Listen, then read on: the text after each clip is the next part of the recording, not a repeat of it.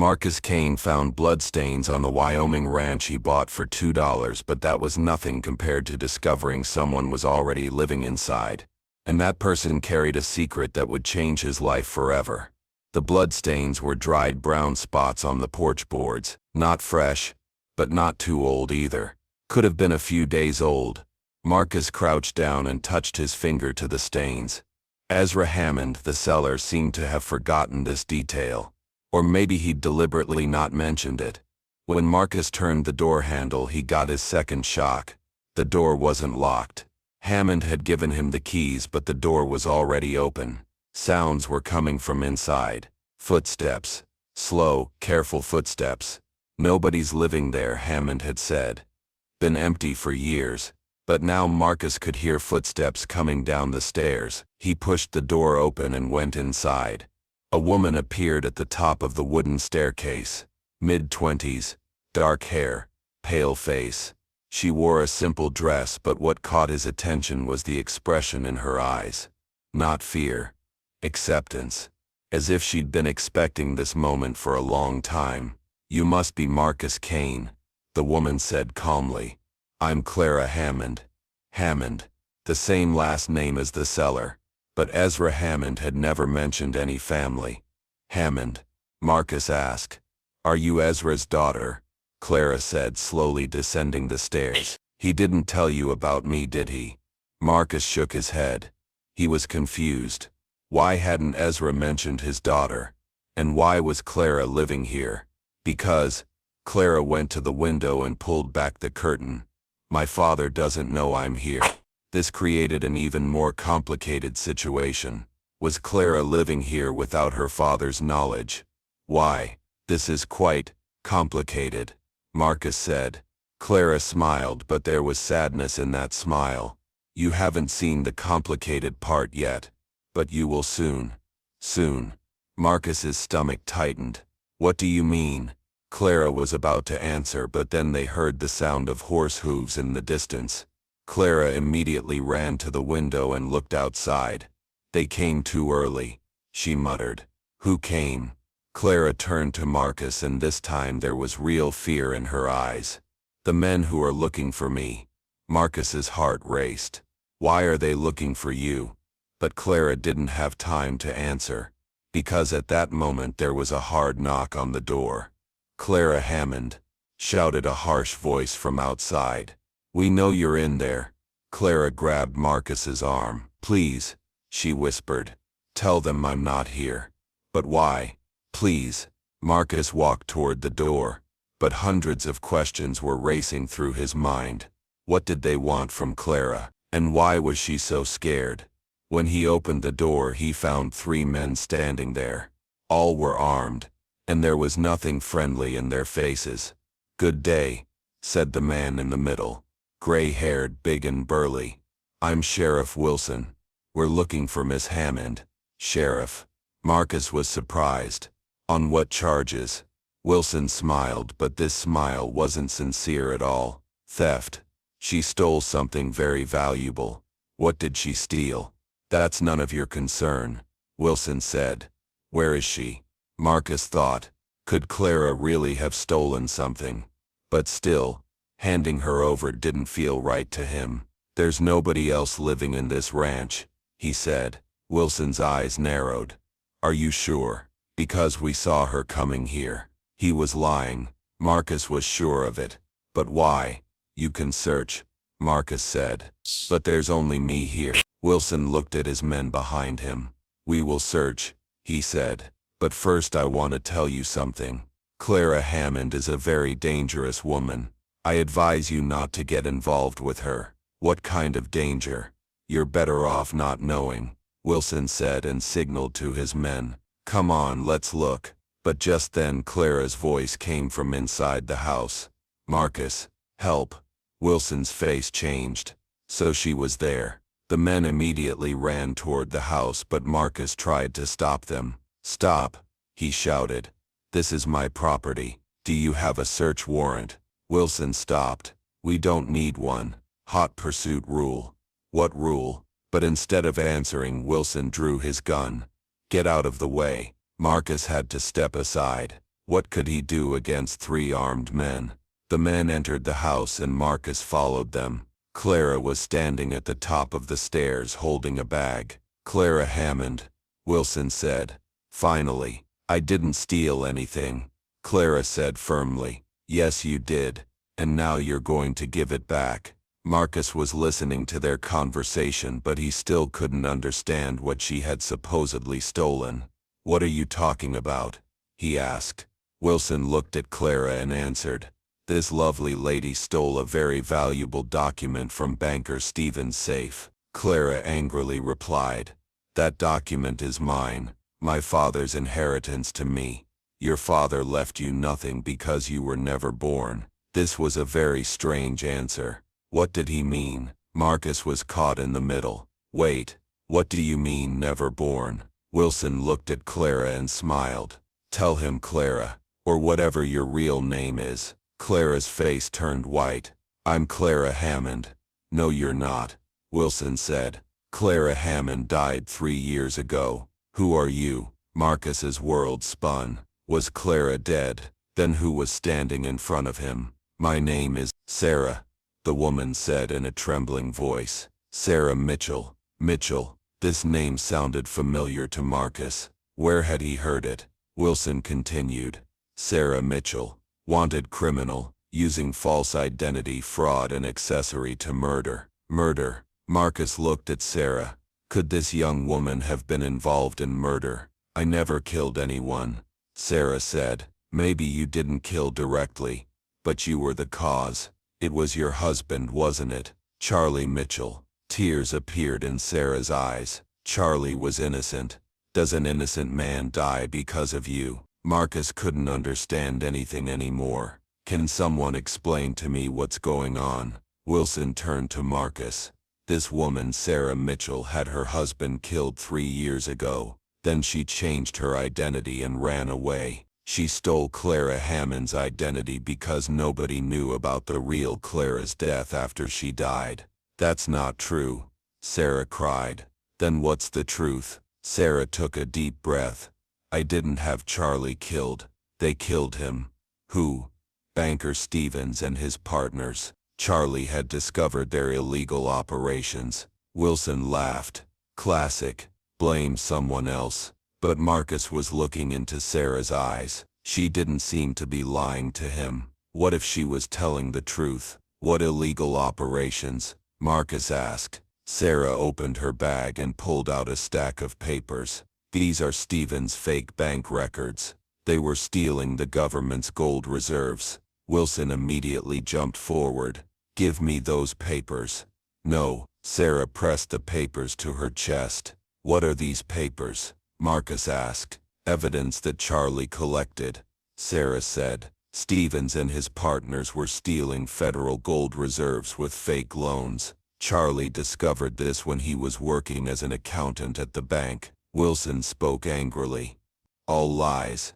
This woman is a con artist." But Marcus had noticed something. Something seemed wrong with Wilson's badge. A sheriff's badge should look different. "Wait," Marcus said. "Are you a real sheriff?" Wilson's facial expression changed. "Of course I'm real." "Then what's your badge number?" Wilson hesitated. That's none of your business." Marcus understood. Wilson was a fake sheriff. Was he really working for Stevens? "You're Stevens' man, aren't you?" Marcus asked. "Don't be ridiculous," Wilson said. But his voice wasn't convincing. Sarah seized this opportunity.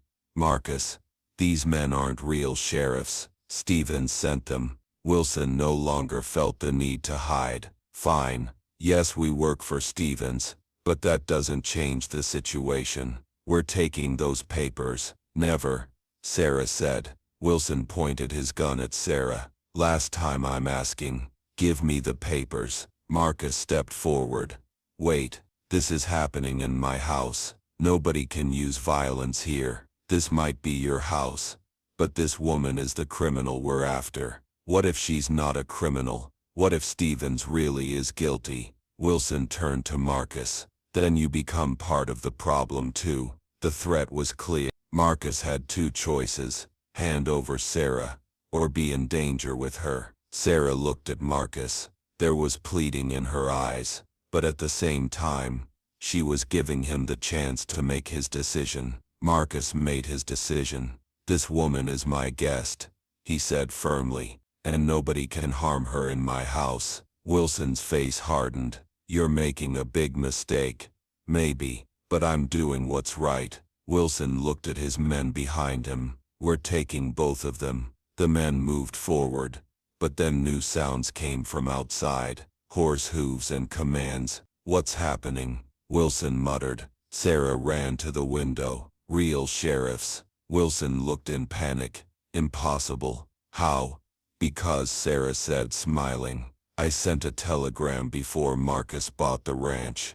The real federal sheriff is investigating Charlie's case." Wilson realized he was caught. "Damn it." A strong voice came from outside. "Wilson, come out. We've surrounded you." Wilson looked angrily at Sarah. "This isn't over."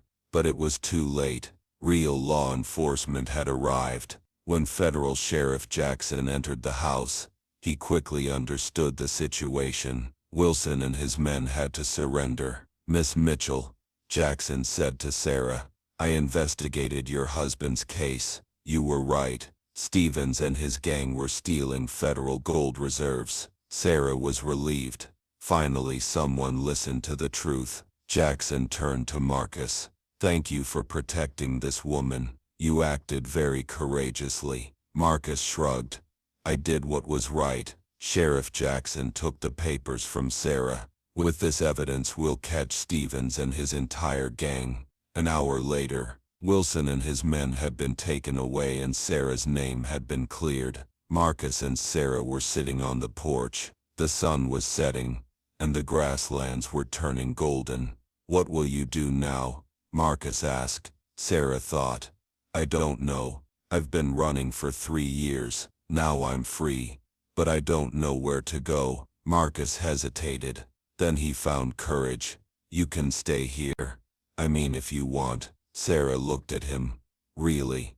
This ranch is too big for 2 people, and you already know this place for 3 years." Sarah smiled. It was the first real smile. "Thank you, Marcus." But Sarah still had something else she hadn't told him, something very important, and this secret would take their story in a completely different direction. "Marcus," she said slowly, "there's something else I need to tell you." Marcus turned to her. "What is it?" "I'm pregnant." Marcus's world spun for the second time. "What?" "I got pregnant by Charlie, before he died." This changed everything. Sarah wasn't just trying to save her own life, but her baby's life too. "How many months?" Marcus asked. 6 months. Marcus calculated. This child would be born in 3 months, and Sarah had nowhere else to go. "This changes things," Marcus said. Sarah was sad. "I understand. I need to leave." "No," Marcus said quickly. "You misunderstood. You need to stay. For both you and the baby." Sarah's eyes filled with tears. "Really? Really? This child deserves to grow up safely." But that evening, Sarah would reveal another secret to Marcus, and this secret would change Marcus's entire life. At midnight, Marcus woke up to a sound. Sarah was in the kitchen talking to someone. But who could come at this hour? Marcus quietly went downstairs. He found Sarah sitting at the kitchen table across from a man. He couldn't see the man's face because his back was turned. "Sarah," Marcus said. Sarah turned. Her face looked tense and scared. "Marcus, this is..." She hesitated. The man turned. When Marcus saw him, he couldn't breathe, because the man standing in front of him was Charlie Mitchell, who was supposed to be dead. "Hello, Marcus," Charlie said calmly. "I see you've met my wife." Marcus was confused. Wasn't Charlie dead? "But you died," Marcus stammered. Charlie smiled. "I appeared to die, but I was actually hiding." "Why?" "Stevens tried to have me killed, but I was 1 step ahead. I staged my death and disappeared." Marcus looked at Sarah. "Did you know about this?" Sarah nodded. "Charlie sent me a message. He said he was alive and would find me. Then why were you running? Because if Steven's men learned that Charlie wasn't dead, they would really kill both of us. Marcus sat down. This was too complicated. What happens now? He asked. Charlie answered. Stevens has been caught. There's safety now. Sarah and I can start a new life. Marcus's heart sank. So Sarah was leaving. I understand, he said. Sarah noticed Marcus's sadness. Marcus, you. I'm fine. Marcus lied. I'm happy for you. But Charlie said something that surprised Marcus. Actually, I have a proposal. What proposal? This ranch is enough for 3 of us, and I saw what a brave man you are. Would you like to be partners? Marcus was surprised. Partners, Sarah continued. Charlie is a gold prospecting expert. He thinks there might be gold on this land. Gold, Charlie explained. Yes, Stevens' papers mentioned gold deposits in this area. That's why the ranch was sold so cheap. Ezra Hammond didn't know there was gold. Marcus got excited. So that's why he sold it for $2. Exactly. But if the 3 of us work together, we can both run the ranch and search for gold. This was an incredible opportunity. Instead of living alone, Marcus would be with a family and maybe become rich too. I accept, Marcus said. Sarah smiled. Thank you, Marcus. You've been a true friend. But the story didn't end here. Because the next morning, they would really find gold on the ranch lands, and this gold would drag them into a completely different adventure. In the morning, Charlie began teaching Marcus gold prospecting techniques. Sarah, despite her pregnancy, was helping them. Around noon, near the stream by the grassland, Charlie's metal detector started going crazy. There's something big here, Charlie said excitedly. They started digging. At 1 meter deep, they found a large metal chest. What's this? Marcus asked. Charlie tried to open the chest. The lock broke due to corrosion and the lid opened. Inside were gleaming gold bars. Dozens of bars. My God, Sarah whispered. We're rich. But Charlie frowned. This is strange. What's strange? These gold bars are very old, and they have marks on them. Marcus examined the gold bars. They really had strange marks on them. What are these marks? Charlie thought. I don't know, but these gold bars are at least 50 years old. Sarah noticed something. Wait, these marks, I've seen them before. Where? Stevens' papers. There were the same marks as. This meant a new mystery. Did Stevens know about these gold bars? Charlie looked more carefully. These marks could be a map. A map, yes, a map of other places where gold is hidden. Marcus got excited. So there's more gold, possibly, but you need to solve these. After dinner, the 3 of them tried to solve the marks together. Sarah remembered the notes in Stevens' papers. In Stevens' notes it said Indian treasure. Sarah said. Charlie stopped. Indian treasure? Yes, what does that mean? Marcus thought. These lands used to belong to an Indian tribe. Maybe we found their treasure. But how did Stevens know about this? Charlie answered. Wasn't Stevens an archaeologist before becoming a banker? Sarah remembered. Right. That's why he understood these marks. So Stevens wasn't just doing bank fraud. He was also looking for Indian treasure. This made the story a much bigger conspiracy. Marcus examined the marks again. These marks show a direction. Toward what? Northeast, toward the mountains. Charlie opened the map. There's an old Indian sacred site there. Sarah got excited. Should we go there? Marcus hesitated. But it could be dangerous. Why? Because Stevens might have other men, and they might be looking for this treasure too. He was right. Stevens had been caught, but had all members of his gang been caught? Charlie decided. We should still go, but carefully. The next morning, they set out early. Because of Sarah's pregnancy, they were going slowly. When they reached the mountains, they found the old Indian sacred site. There were large rocks and ancient paintings. The marks led them to a specific rock. Here, Charlie said. The map shows this place. They started digging. This time they found a much larger treasure. Inside wasn't just gold.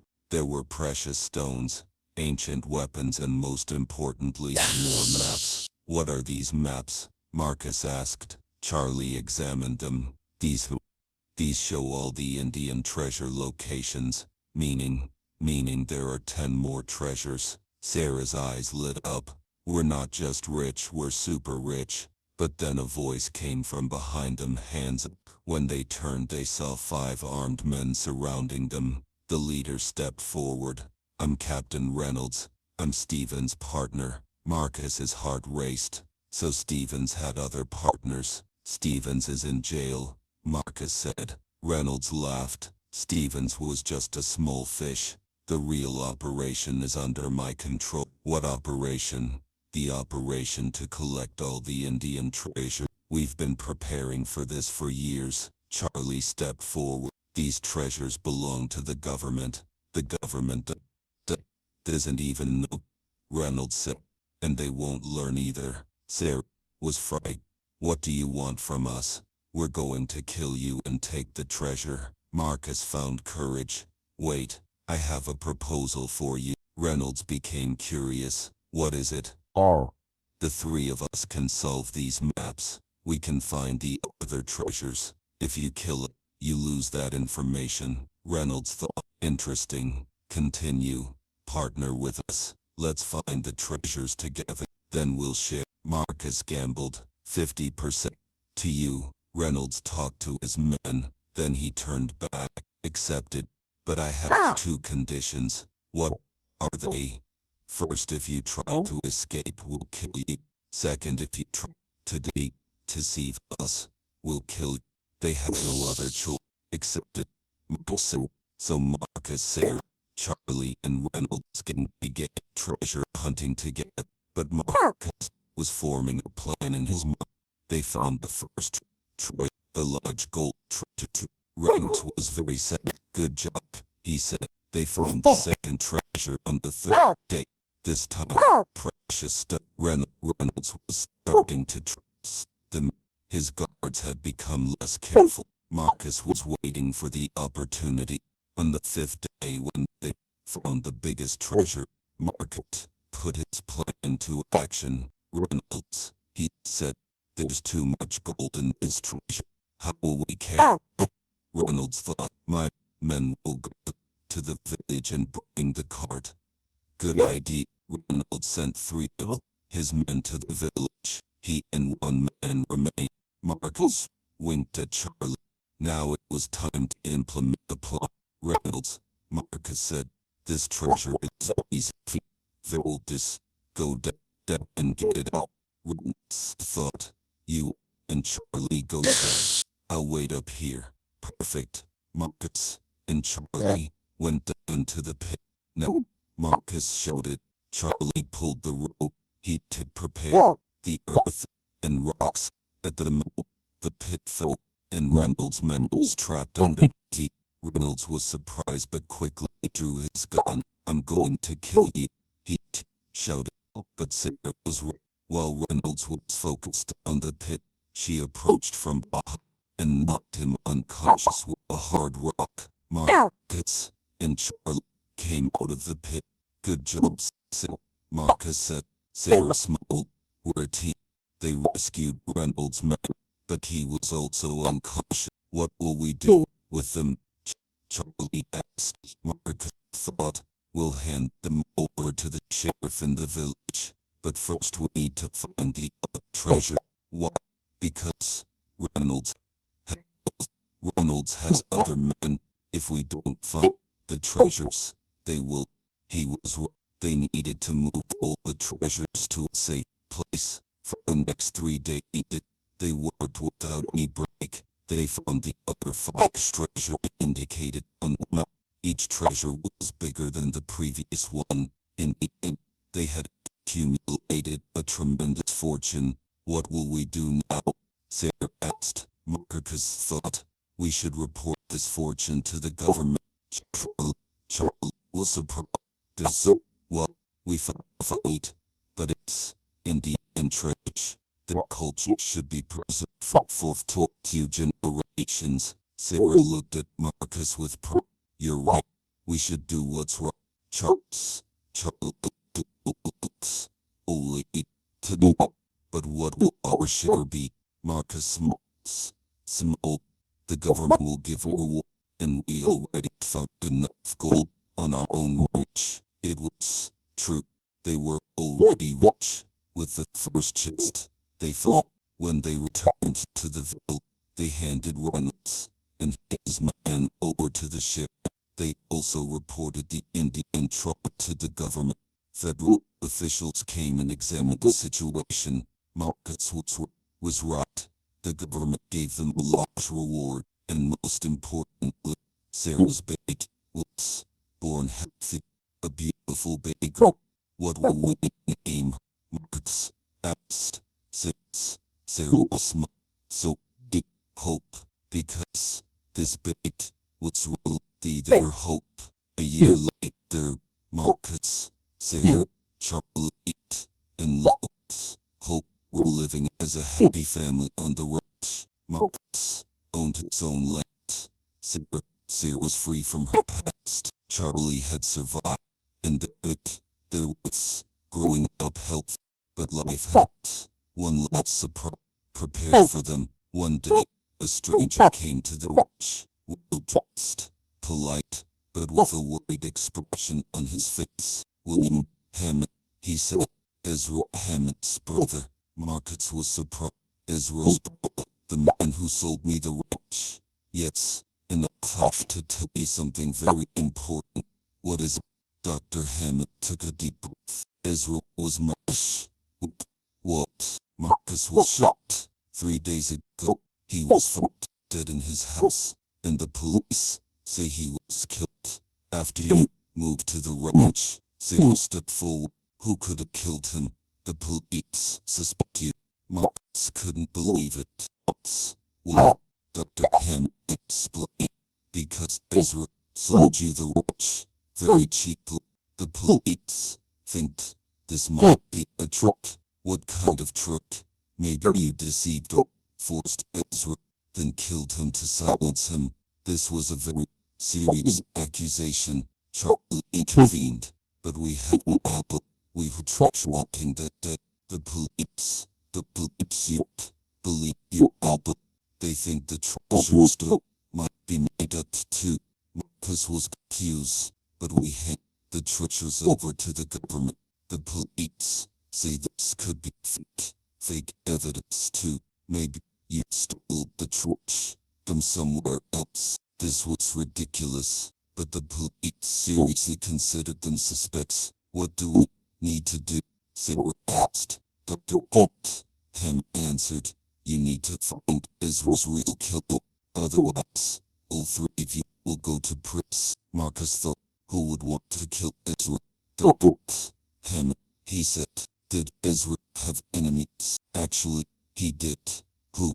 The Meadows brothers. They had borrowed money from Ezra when they couldn't pay back. Ezra took them to court. When? 2 months ago. This was important. The Meadows brothers might have taken revenge. Marcus decided we need to fight the Meadows brothers. But they're dangerous men. Dr. Hammond said, you should leave it to the police. The police suspect us. We have to clear ourselves. Sarah was worried, but I have a baby. I can't take the risk. Marcus looked understanding. You'd stay here. Charlie and I will go. Charlie agreed. You're right. Let's go find the truth. Dr. Hammond told them where the Meadows brothers lived. They were staying at an old farm on the edge of town. The next morning, Marcus and Charlie set up. When they arrived at the farm, the place looked abandoned, but Marcus noticed something. Look there, he said to Charlie. Fresh horse tracks. So they've been here recently. They approached the farm. Sounds were coming from the old. When they secretly looked inside, they heard two men talking. We had to kill Ezra, said one. He knew too much, but now the police suspect the new ranch owner. said the other. That worked out well. Marcus looked at Charlie. There was the confession. The experts were really guilty, but how would they prove it? Marcus made a plan. He signaled to Charlie, then quietly walked to the back of the bar. Marcus entered through the front door. Made spirits. He shouted. The two men were surprised and drew their guns. Who are you? Asked older brother. I'm Marcus Kane, the man who bought the ranch from Israel. You, because of you, the police are after us. The police don't suspect you, they suspect us. The Maddox brothers relaxed. Good, we wanted to stay that way. Why did you kill Ezra? Why did you kill Ezra? The older brother laughed, because that old man was too much of a gossip. He knew about our other business too. What business? Robberies, counterfeit money, stolen horse trading. Ezra knew everything, and you were afraid he would report you. That's why he had to die. Perfect. Marcus had gotten the confession, but now it was Charlie's turn to implement the rest of the plan. At that moment, Charlie jumped in through the back window of the barn. Hands up, he shouted. The Maddox brothers were surprised but quickly fired at Charlie. Marcus also drew his gun. A short but intense fight took place in the barn. In the end, the younger Maddox brother was wounded, and the older brother had to surrender. We're taking you to the police, Marcus said. You can't prove anything, said the older brother. Marcus smiled. We heard your entire conversation, and Charlie is a witness too. Dr. Hammond, who was waiting outside, also came in. I heard too, he said, and I'll testify for all of it. So they had caught the real killers. When they handed them over to the police, all suspicions about Marcus, Sarah, and Charlie were cleared, and the Maddox brothers were tried and imprisoned for Ezra Hammond's murder. When they returned to their ranch, they were now completely safe. Now there's real peace, Sarah said. Marcus looked at her and the baby. Yes, and from now on only happy days. Charlie smiled. And gold mining, because there was still a lot of gold to extract from their own land. Years passed. Marcus, Sarah, Charlie, and Hope became a happy family. Their ranch grew, their wealth increased, and most importantly, they loved each other. Marcus's ranch, which he initially bought for $2, had brought him the love of his life, his family, and happiness. And sometimes the best investments are made not with money, but with courage. Because when Marcus chose to help Sarah that first day, he didn't just save someone, he also gained a new life for himself. And this story was proof that sometimes fate works in the strangest ways. A $2 ranch had turned into a family of 3 and endless happiness. But before that peaceful ending could truly begin, one final secret would surface that would test everything they had built together. On Hope's first birthday, as they celebrated on the ranch that had brought them all together, a mysterious letter arrived. The postman, old Jake from town, looked troubled as he handed it to Marcus. This here letter's been traveling a long time, Jake said, tipping his hat. Came from back east, addressed to whoever owned the Hammond place. Marcus opened the envelope with trembling fingers. Inside was a letter dated 6 months earlier, written in elegant handwriting. My dearest brother Ezra, it began. If you're reading this, then I've finally found the courage to tell you the truth about Clara. Sarah gasped. The real Clara Hammond. There was more to her story. Marcus continued reading aloud.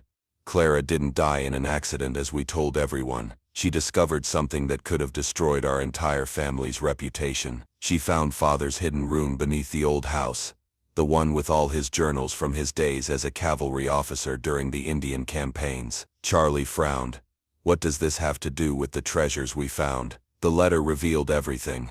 Father wasn't just a soldier, Ezra. He was the officer who negotiated the treaties that pushed the tribes from their sacred lands. But more than that, he was the one who secretly mapped all their treasure locations before they were forced to leave. Clara found his detailed journals, his maps, his notes about every sacred site and burial ground where gold and artifacts were hidden. Sarah's hands flew to her mouth. So the treasures we found belonged to the tribes all along, Marcus finished. And Clara Hammond discovered her grandfather had stolen the information about where they were hidden. The letter continued with devastating revelations. Clara threatened to expose everything to the government to make sure the treasures were returned to the rightful tribal descendants. She said our family fortune was built on theft and betrayal, That's when he decided Clara's accident wasn't really an accident at all. The room fell silent. Even baby Hope seemed to sense the gravity of what they were learning. "There's more," Marcus said, his voice barely a whisper. He read the final paragraph.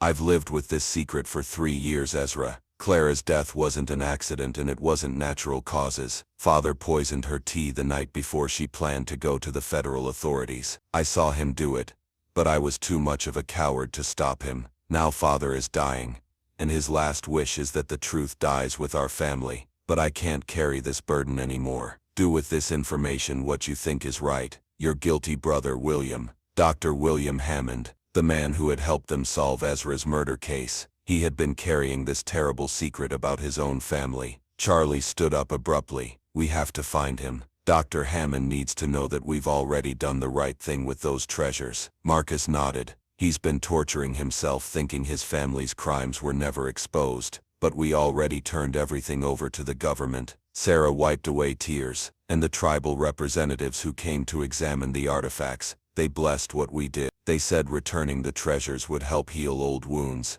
3 days later, they tracked down Dr. Hammond to a small town 2 counties over. They found him sitting alone in a rundown boarding house, looking like a man who hadn't slept in months. When he saw them approaching, his face crumpled. "You read the letter?" he said simply. "We did," Marcus replied, "and we have something to tell you." They sat with him for hours explaining everything that had happened, how they'd found the treasures, turned them over to federal authorities, worked with tribal elders to ensure proper ceremonial reburial of sacred artifacts, and established a fund to support tribal cultural preservation. "Your family's crimes are being made right," Sarah assured him gently. "The treasures are going back to the people they belong to. Clara's death wasn't in vain." Dr. Hammond broke down completely. I thought by staying silent I was protecting the family name, but really I was just protecting the shame." "Shame can't survive in the light," Charlie said, "and Clara's courage is still making a difference,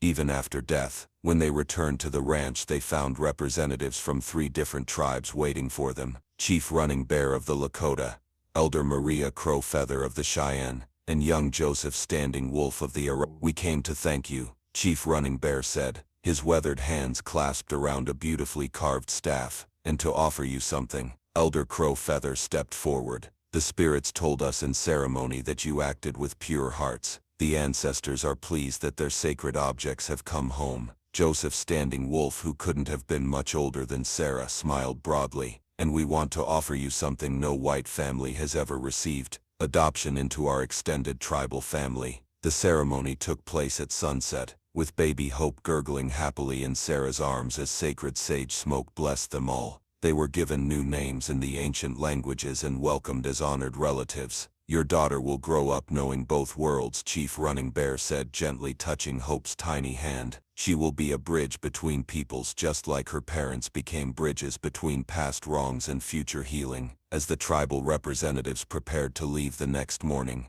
Elder Crowfeather pulled Sarah aside. "The spirits have shown me something about your daughter," she said quietly. "She carries a special gift. When she grows up, she will have the ability to help lost souls find their way home. Guard this knowledge carefully. It's not a burden but a blessing." Years later, as Hope grew into a remarkable young woman with an uncanny ability to help resolve conflicts and heal old wounds between families and communities, Marcus and Sarah would often remember that prophecy. The ranch that Marcus bought for $2 had given them far more than gold or land. It had given them the chance to help heal wounds that went back generations, to turn a legacy of shame into one of honor, and to raise a daughter who would spend her life helping others find their way home to peace. And sometimes when the wind blew just right across the Wyoming grasslands, they could swear they heard Clara Hammond's spirit whispering her thanks through the prairie grass, finally at rest, knowing that the truth had set them all free. Finally, when little Hope grew up and began writing her own story, she learned how her family had come together, and she too understood that sometimes life's most beautiful stories begin in the most unexpected ways, but they become truly beautiful only when we have the courage to face the truth and make things right.